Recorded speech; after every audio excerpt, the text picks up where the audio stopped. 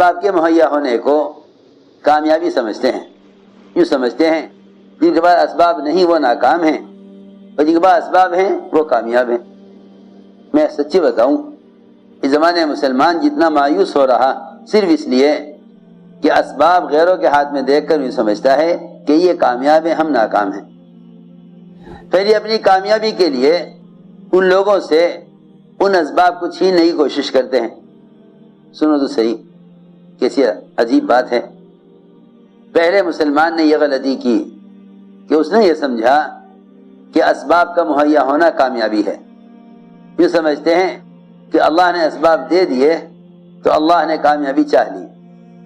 اللہ رب العزت اسباب جو عطا فرماتے ہیں وہ کامیاب کرنے کے لیے نہیں عطا فرماتے۔ اللہ تعالیٰ اسباب کامیابی کے لیے نہیں دیتے۔ اللہ تعالیٰ اسباب ضرورت کے لیے بھی نہیں دیتے۔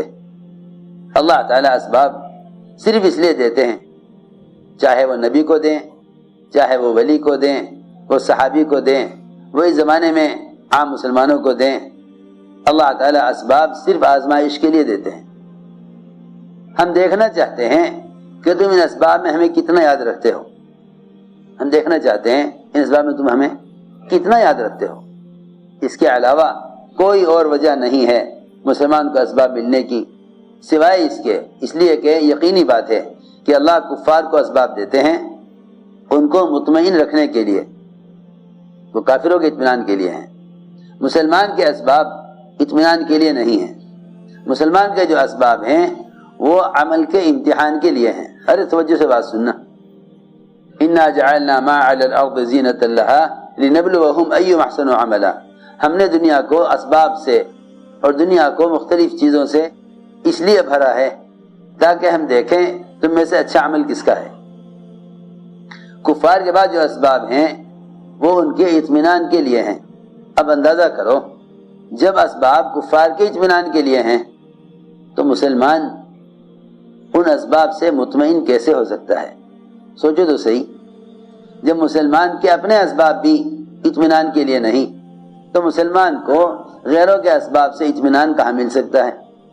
ہماری بات توجہ چاہتی ہے۔ اس زمانے کے مسلمانوں کی شکایت یہ ہے کہ سارے اسباب پر غیروں کا قبضہ ہے۔ کاش یہ اسباب ہمیں بھی مل جاتے تاکہ ہم غالب آ جاتے۔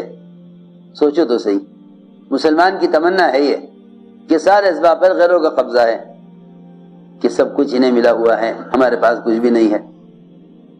عمر رضی اللہ تعالی عنہ نے جب اس بات کا تذکرہ کیا حضور اکرم صلی اللہ علیہ وسلم سے کہ یا رسول اللہ، یہ قیصر و کسریٰ باغات میں، محلات میں اور ناز و نعمتوں میں، اور آپ اللہ کے نبی سید الانبیاء، آپ کے گھر کا ساز و سامان جو کچھ ہے میں دیکھ رہا، ایک طرف بغیر دباغت دی ہوئی کھال لٹکی ہوئی ہے، ایک کونے میں کچھ جو پڑے ہوئے ہیں، آپ کا بدن بھی ایسے موٹے ٹاٹ پر ہے جس کے نشانات آپ کے جسم پر ہیں۔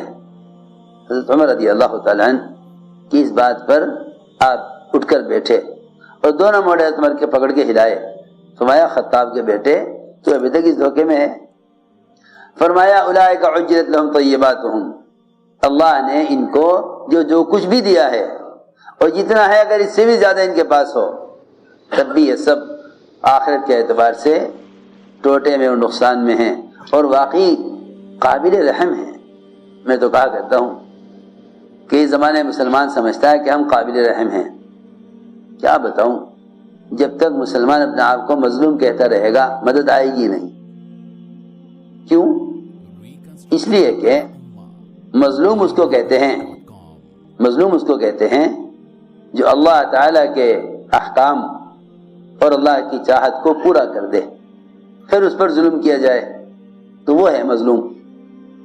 مظلوم وہ ہے جو اللہ تعالیٰ کی چاہت کو پورا کر دے پھر اس پر ظلم کیا جائے، صرف یہی ہے اللہ کی نظر میں مظلوم۔ اللہ تعالیٰ کے احکام کو پورا کرنے کے بعد جو حالات پیش آئیں یہ حالات اتنی ہی جلدی مدد لائیں گے، لیکن اللہ کے احکام کو توڑ کر جو حالات آتے ہیں اللہ کے احکام کو توڑ کر جو حالات آتے ہیں اس میں باطل کی پکڑ نہیں ہوتی، اس میں باطل کی پکڑ نہیں ہوتی۔ مسلمان انتظار کرتا ہے کہ باطل کی پکڑ ہو ان حالات پر، کہ نہیں، باطل کی پکڑ اس وقت جو ہوگی جب مسلمان حکم پورا کر کے مظلوم بنے، اس لیے کہ اللہ کے احکام کو توڑ کر حالات میں پڑنے والا بھی ظالم ہے۔ اللہ کے احکام کو توڑ کر جو حالات آئیں گے وہ حالات مدد نہیں لائیں گے۔